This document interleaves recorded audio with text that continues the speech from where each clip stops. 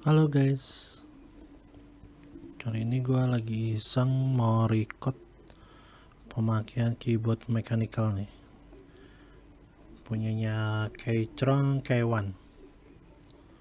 Gue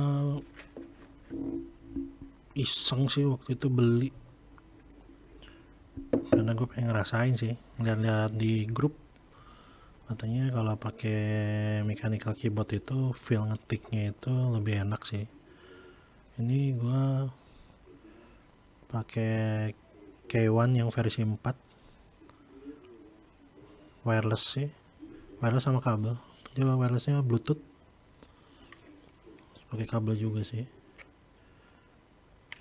Ini 87K TKL RGB pula nih.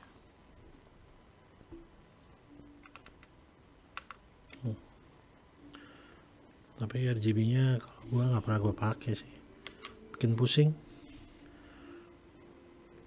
Ini buat main game enak sih, sama ngetik browsing gitu, lebih nyaman daripada keyboard biasa sih. Gua biasa pakai Logitech, tapi pindah gini enak sih, lebih lembut, terus feel ngetiknya enak. Dia pakainya ini switch optionnya itu dia pakainya bronze itu ya seperti ini sih, nggak begitu berisik tapi enak, feelnya dapet.